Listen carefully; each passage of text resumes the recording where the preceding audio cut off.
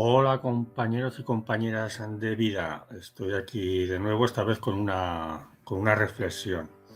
Me he encontrado con este efecto, el efecto Charcot por las redes y me ha parecido muy interesante. Ya veréis que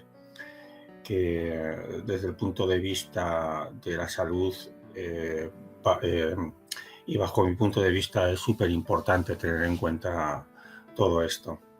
Pero, ¿qué es el efecto Charcot? Bueno, Charcot fue un neurólogo francés, un profesor de anatomía patológica, como veis aquí os pongo titular de la Cátedra de Enfermedades del Sistema Nervioso y miembro de la Academia de Medicina y de la Academia de las Ciencias, ¿vale? Nació el 29 de noviembre de 1825 y en París, y murió el 18 de agosto de 1893 en Monceau-les-Setons de Francia. Como era, pues ya digo, un neuropatólogo, un neurólogo francés, ¿vale?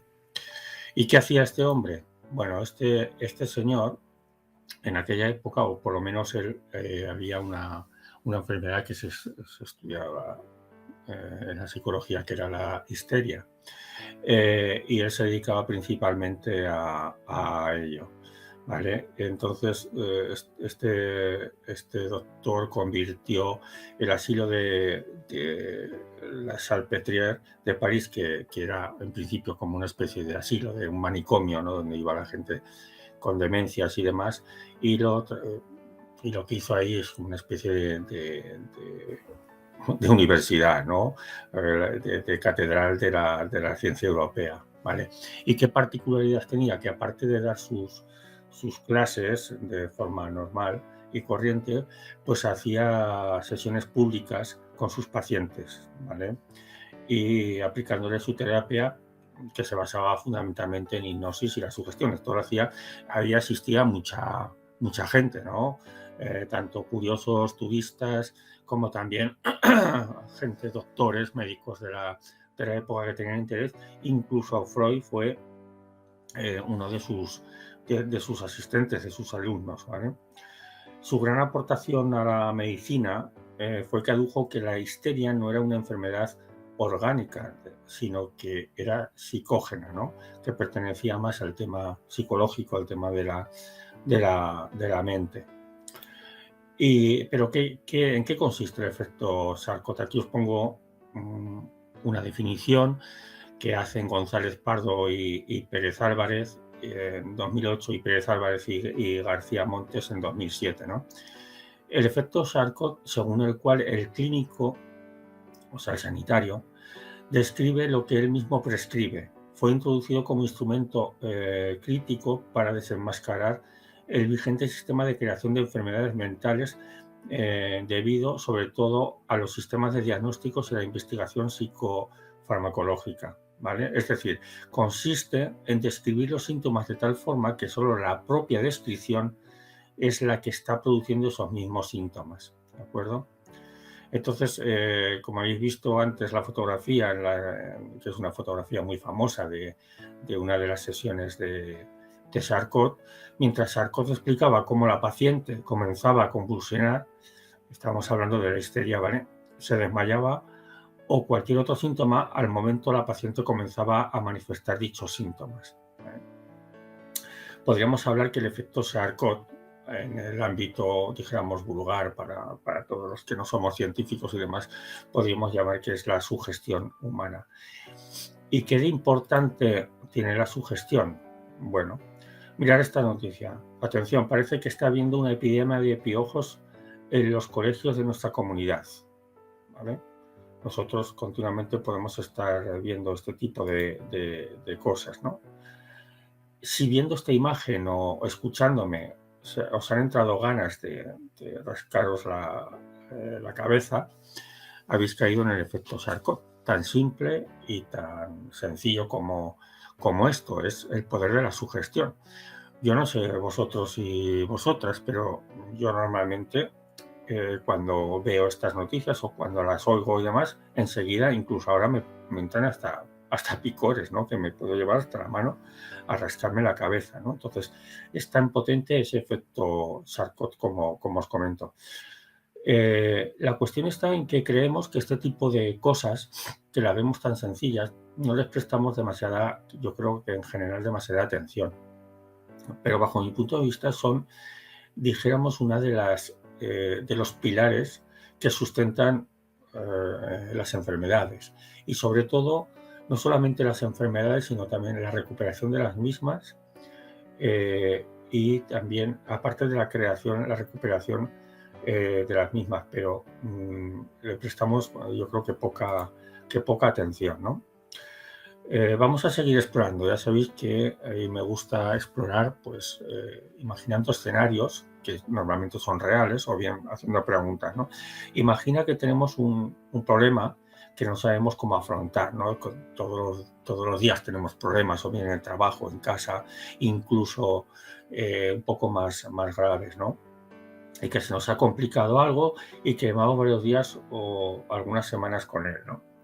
O quizás a veces solamente tenemos unos días un poco más bajos de ánimo, ¿no? Todos los tenemos, ¿no? Incluso hay días en los que yo me puedo preguntar, o me he preguntado muchas veces, qué estoy haciendo con mi vida, ¿no? Después también, como otra parte, es en qué sociedad estamos viviendo, ¿no? Es un exceso de información. El exceso de información es brutal. Si lo comparamos con nuestros padres o nuestros abuelos, que no tenían esta tecnología que tenemos ahora, ni tampoco había tantos estudios, ¿vale? Como ahora, pues como os digo, el exceso de información a veces es contraproducente, ¿no? Y las noticias y anuncios comerciales hablan mucho del aumento, por ejemplo, de la ansiedad, de la depresión. En la sociedad estamos continuamente viendo cada vez más fármacos, incluso anunciándolos en la televisión, ¿no? Y en los medios y en las redes, ¿no? Porque al fin y al cabo las redes sociales siguen siendo un medio de comunicación que simplemente aglutina otros medios de comunicación, ¿no? Y no solo eso, los mismos medios de comunicación no ayudan mucho, ¿no? Porque ya veis que hay guerras, desastres naturales, todas las semanas tenemos desastres naturales, asesinatos, virus, nuevas enfermedades, colapso de economía. Es algo como que no hubiera noticias buenas, ¿no? Claro, ahora también me recuerdo que ahora en los telediarios, o por lo menos en el que veo yo de Antena 3, por ejemplo, ahora la última noticia, la noticia buena del día, ¿vale? No, menos mal, hay por lo menos una noticia buena, ¿no? Pero es la última noticia y normalmente son a veces chorradas, ¿no?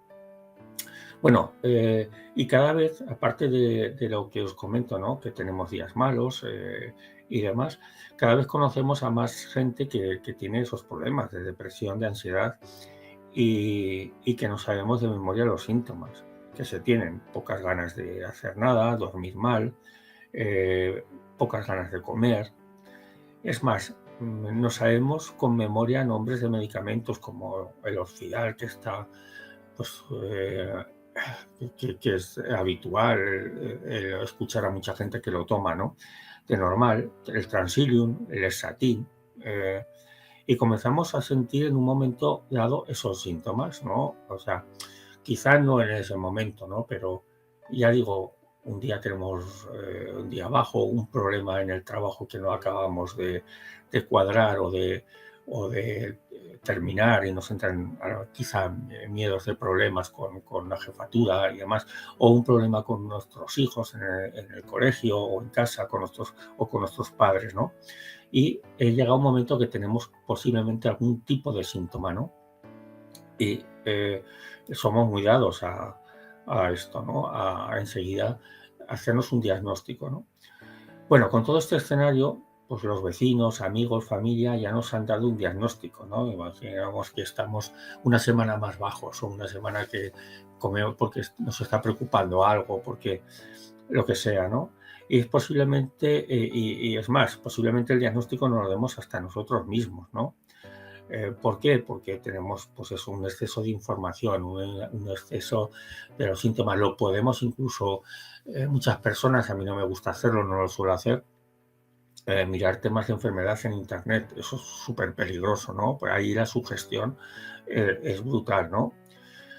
Claro, con todo, con todo ello, si vemos que no recuperamos un poco ese tema, el tema de la salud, de ese bajón que tenemos, ¿no? Esos bajones, pues iremos al médico, ¿no? Y nos preguntará, nosotros le vamos a decir más o menos los síntomas, muchas veces de los síntomas que nosotros ya hemos determinado que nos van a dar un diagnóstico, ¿no?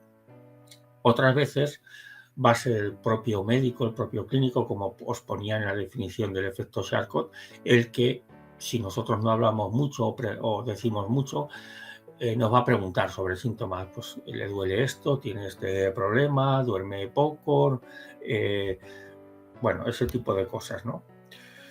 Y eso mismo va a ir produciendo, según la definición, ya digo, de este efecto o de lo que es igualmente la sugestión, ¿no?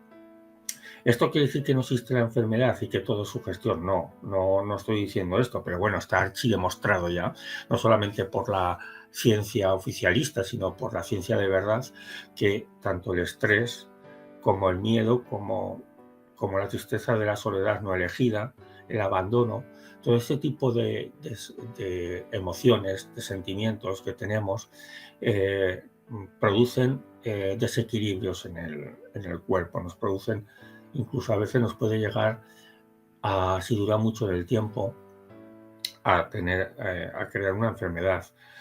Recuerdo ahora escuchar alguna vez que, por ejemplo, una persona que vive sola, una persona mayor, por ejemplo, que se suele dar más en esos casos, que su esperanza de vida suele reducirse de 5 a 10 años, ¿no? ¿Es cierto esto? Yo creo que en cierta manera sí, que todos necesitamos ese contacto, ¿no? Sentirnos, y una soledad no elegida, un abandono, pues todos lo sentimos bastante, ¿no? En ese sentido. Bueno, yo he sacado aquí unos elementos que creo que tiene la sugestión, ¿no? ¿En qué consiste la sugestión? Como os he estado diciendo en anteriores diapositivas, por un lado tenemos el exceso de información y la instalación de creencias sobre las enfermedades, ¿no? Expectativas de recuperación, síntomas, ¿no? La historia familiar también cuenta mucho, ¿no? Sobre las enfermedades, el cáncer, cardiopatías, colesterol. Yo, por ejemplo, siempre he tenido mucho miedo al cáncer. Bueno, todo el mundo tiene miedo al cáncer, ¿no? Pero en el sentido de que pues, ya mi madre murió de cáncer, un tío mío también. Y bueno, y conoces a mucha gente, ¿no? Entonces, ya tenemos una expectativa, ¿no? De lo que es esa enfermedad. Los tiempos de espera, ¿no? Los tiempos de espera, por ejemplo, entre que el médico te dice que te tiene que hacer pruebas y te hacen las pruebas y después tardan otras semanas en que dan los resultados, y ya estamos viendo que cada vez está funcionando todo peor y por lo tanto está pasando mucho más tiempo, ¿no? Incluso yo conozco en mi familia pues que ha pedido citas y amigos que han pedido citas y han tardado 6 meses, 8 meses, un año o más en citarles, ¿no? Perdón. La forma del trato que te da y la comunicación que te hace el médico y los sanitarios en general también es importante, ¿no? En el tema sanitario, ¿no? Que sea humanitario, ¿no? Que haya una cierta empatía, un cierto tiempo suficiente de atención, ¿no? Para escucharte, ¿no? Porque muchas veces necesitas que alguien te escuche, ¿no? Eso yo creo que también se está perdiendo. Y además no solo la sugestión puede producir un problema orgánico, sino que puede transformar algo leve en algo más grave o que se tarde mucho en la recuperación, ¿vale? Entonces, vamos a... Pongo aquí la definición que viene en Wikipedia de lo que es la sugestión, que me ha llamado la atención, ¿no? Por lo que implica, ¿no? Sugestión es la denominación dada al proceso psicológico mediante el cual personas, medios de comunicación, libros y toda clase de entes que manipulen conceptos y sean capaces de emitir información puedan guiar o dirigir los pensamientos, emociones, sentimientos o comportamientos y estados físicos de otra persona. Es curioso que lo que está hablando aquí es de manipulación, ¿vale? Y ojo, porque aquí es un tema interesante, ¿no? El tema es que la manipulación la hacemos todos, ¿vale? Yo en mis charlas, sobre todo a las AMPAs, a las asociaciones de madres y padres de los colegios, eh, digo que todos somos, y sobre todo los padres y madres, somos manipuladores, ¿no? Pero en general todos. No gusta mucho, ¿no? Esta palabra, ¿no? O sea, hombre, manipulador, manipulador, me dicen, tampoco es, ¿no? Bueno, pues yo siempre les digo, bueno, pues vamos a cambiarlo porque aquí nos gusta cambiar los términos para que parezcan que son otra cosa, que es un tema de lo que hablaré en otra reflexión o en otro vídeo. Y es que vamos a llamarles influencers, ¿vale? Ahora nos gusta llamarles influencers, pero de alguna manera te están sugestionando y te están influenciando o estamos influenciando en los demás, ¿vale? Y lo puedes hacer de dos maneras. Una de las maneras es de forma consciente, por ejemplo, en el tema este que habla aquí de la definición de sugestión, estamos hablando del marketing, estamos hablando de lo comercial, ¿no? De la política, estamos hablando de la economía, estamos hablando de gente que te puede estar dirigiendo con la sugestión, con el miedo sobre todo, hacia un lugar, ¿de acuerdo? Y yo me hago esta pregunta, ¿no? ¿Querría alguien provocar o agravar enfermedades en la población a través de la sugestión? Bueno, en principio, mi visión, un poco en general de todo esto, es que se ha convertido lo que es la farmacia, la farmacéutica es casi más en un negocio que en un método para el tema de la curación, ¿vale? Porque al fin y al cabo la farmacia necesita tener enfermos para poder seguir vendiendo. Entonces, bueno, hay muchas denuncias al respecto también sobre muchos medicamentos y muchas cosas que se sacan que no son tan buenas como parecen, ¿no?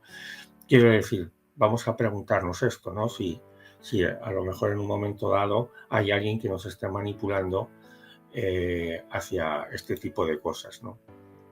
Y nosotros mismos de forma inconsciente a los demás, ¿no? Pero sigamos explorando, ¿no? Lo que os quiero decir con esto, que os voy a leer estas palabras, ¿no? De estas enfermedades y qué os viene o no, o qué quieren decir, qué son para vosotros y vosotras, ¿no? Por ejemplo, el cáncer, ELA, SIDA, diabetes, Alzheimer, depresión, hepatitis C, COVID. Claro, en muchas ocasiones la creencia, no digo que sea o no sea, simplemente la creencia y las expectativas que tenemos sobre este tipo de enfermedades es como una especie de sentencia de muerte, alguna de ellas de muerte directa en pocas semanas, en pocos días, en pocos meses, o con muy pocas posibilidades también de recuperarse, ¿no? Y de vivir de esta forma, ¿no? Eh, hasta qué punto esto es una realidad, es una verdad, y hasta qué punto, o sea, una realidad es una verdad objetiva y hasta qué punto es algo que también estamos alimentando y provocando, ¿no? Porque claro, no se habla mucho de lo que hay, de las curaciones espontáneas, ¿vale? Pero hay muchas, de gente de curación espontánea del cáncer, incluso de la depresión conocemos ya más gente, ¿no? Que se ha recuperado. Bueno, estamos muy metidos en ese tema. Es más, como decía en las partes, en la comunicación, o sea, en los elementos que tiene también la sugestión en este punto de vista de la enfermedad, pues si es el propio médico el que te dice que te quedan unos meses o unos años de vida o, no sé, un cáncer grado 4, grado 3, no sé hasta qué punto eso está ayudando, ¿no?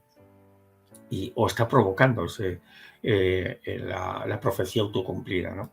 Simplemente es que tomemos conciencia, no estoy hablando de que, no sé, que sea real, no sea real, yo os comento mi posición y mi punto de vista, ¿vale? Las próximas diapositivas que voy a poner, voy a hablar del placebo, esto lo he sacado de un libro de Joe Dispenza, el placebo eres tú, ¿no? Es un doctor en quiropráctico, profesor, escritor, investigador, especializado en neurología, neurociencia, bioquímica y biología celular, ¿vale? Entonces, todos conocemos lo que es el placebo, ¿no? El placebo es un compuesto químico farmacológicamente inerte y que se utiliza como control en ensayos clínicos, ¿no? Sale de ahí, ¿no? El placebo es capaz de provocar un efecto positivo a ciertos individuos enfermos, si estos no saben que están recibiendo una sustancia inerte, por ejemplo agua o azúcar, y que creen que es un medicamento. Eso se denomina efecto placebo y es debido a esas causas psicológicas, ¿de acuerdo? Simplemente yo recuerdo cuando iba más veces al médico, gracias a Dios hace mucho que no voy, pero cuando teníamos la doctora que estaba de siempre, que era la doctora de la familia, de los abuelos, de que te conocía, que sabía, era como alguien de la familia más tu doctora, ¿no?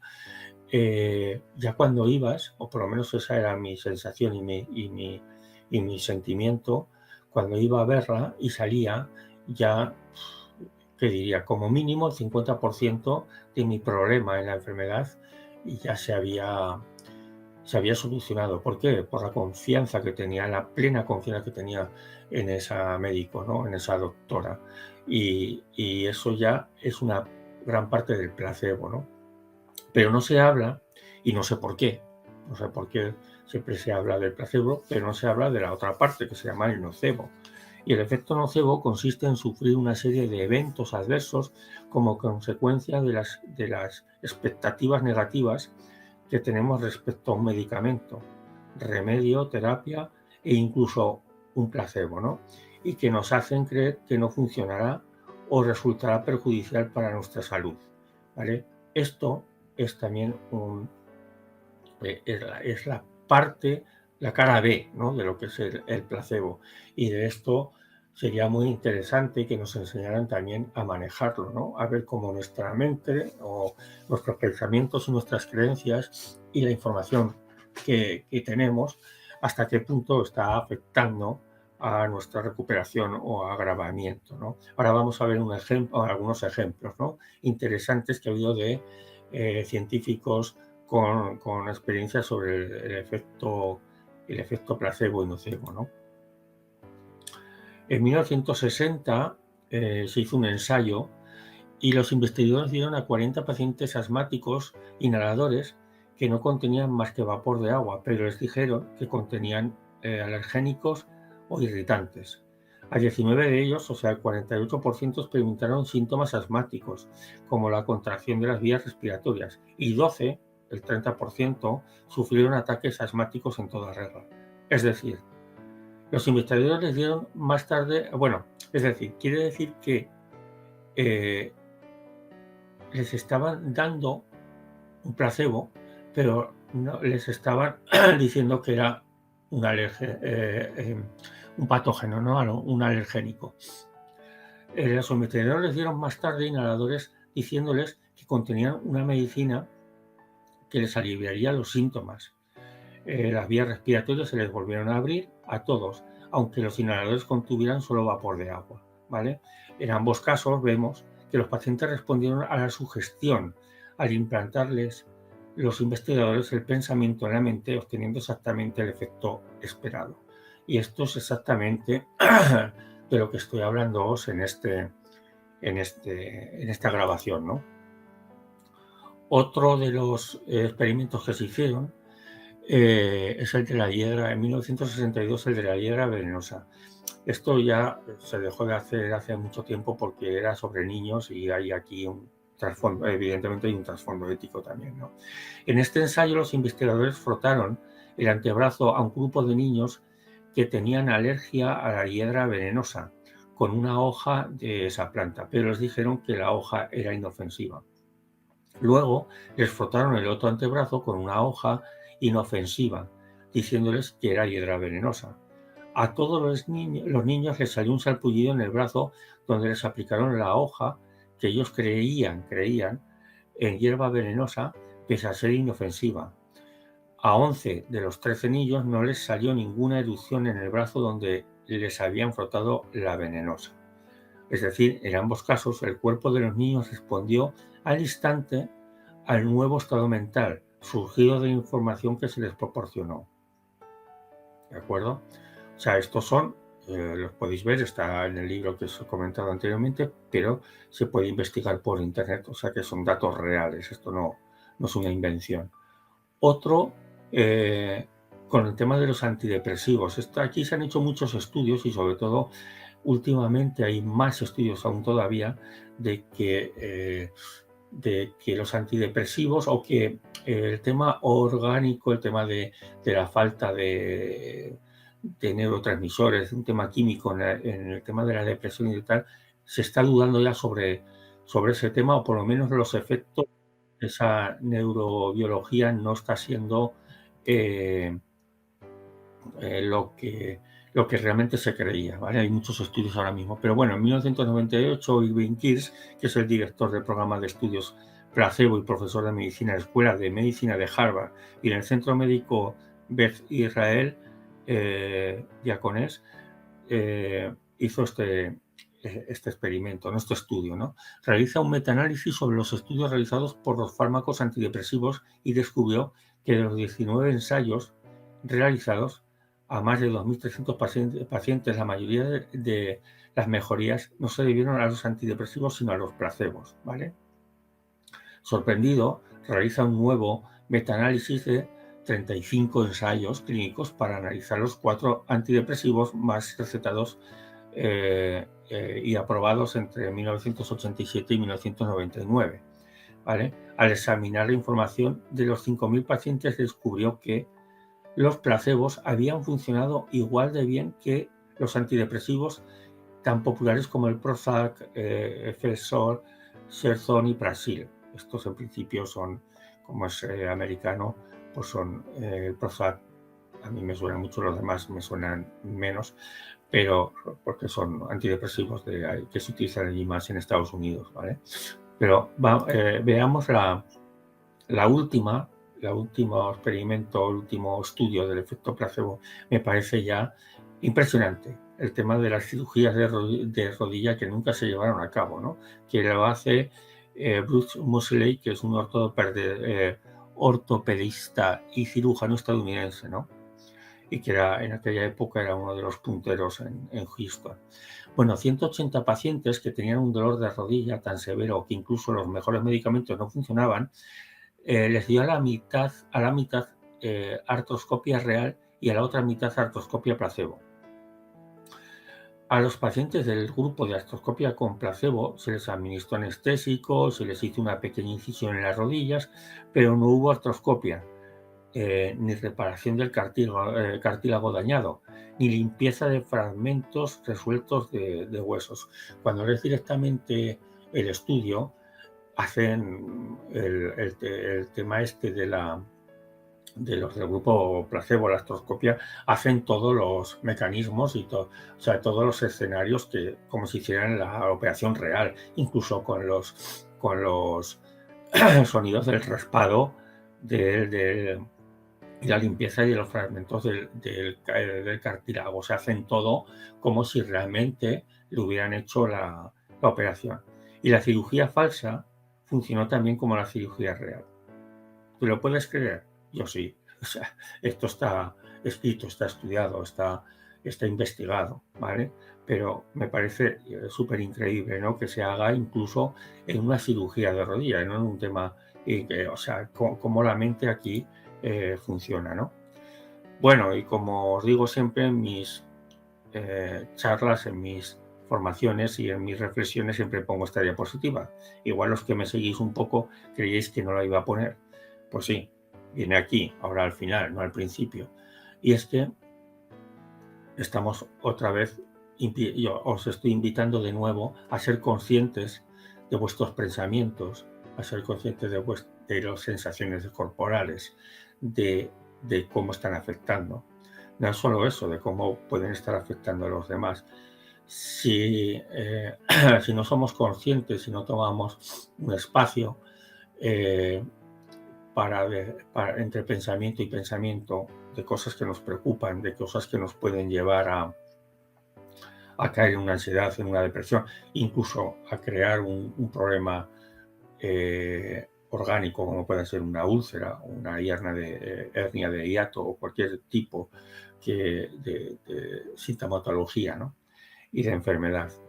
Y dijéramos que la única forma, una de las formas para coger esa presencia es la respiración. El poder estar respirando conscientemente y creando ese espacio. Y además es una manera de parar la mente y sobre todo de parar pues un enganche de pensamiento en pensamiento que nos puede llevar incluso o a recuperarnos mal o a una enfermedad, ¿no?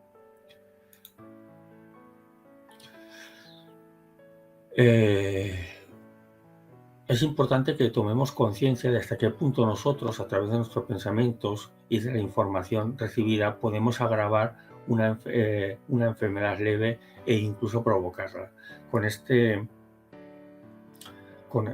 esta reflexión que estoy grabando, con esta grabación, lo que quiero es que tomemos conciencia de hasta qué punto, que eso está súper investigado ya, ¿vale? Hasta qué punto nuestra mente o nuestro estado mental puede producir o bien una enfermedad o agravar o agravarla o hacer que se tarde mucho en la recuperación, ¿no? Pero no menos importante es cómo acompañamos también a los demás en su dolor, en su enfermedad. Ayudamos o entorpecemos con nuestra actitud y palabras a su recuperación, porque también nosotros, como digo, somos influencers de los demás, como estamos ayudando a su recuperación, ¿no? De una manera inconsciente. Y sobre todo, recordar la definición que venía en Wikipedia de lo que es la sugestión. Cuidado de no haya personas sin escrúpulos que les interese que caigamos en el miedo que nos lleve, y en el temor infundado muchas veces o incluso en exceso para que enfermemos, ¿no? Porque hay unos intereses económicos importantes, ¿no? Que tengamos esa conciencia y esas antenas ahí bien afiladas, ¿no? Y bueno, pues nada más, hasta aquí es mi reflexión y bueno, ahora os dejaré un poco una publicidad de mi página de método7.com para que si os interesa ver en qué consiste este método 7 y bueno, que es en el que se basa pues eso, todas mis formaciones, charlas y conferencias y el proceso de coaching que yo llamo One to One. Bueno, estar atentos y atentas y procurar ser muy felices y no os enganchéis a pensamientos negativos que no os lleven a buscar soluciones, sino que os lleven a agravar los problemas. Chao, abrazos.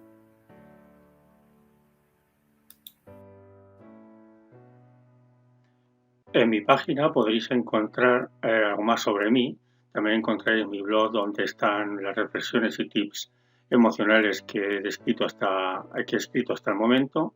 Y encontraréis información sobre un curso tutorizado llamado Conectados, que es un curso para descubrir y aprender cuáles son las claves de la comunicación en pareja, la comunicación plena en pareja. Y por otro lado, mi programa estrella, que es One to One, ¿no? Que es un programa de desarrollo personal completísimo, que es un 2 en 1. Por un lado, es un proceso de coaching que consta al menos de 7 sesiones y por otro lado, un programa de formación en el que realizarás ejercicios entre sesión y sesión.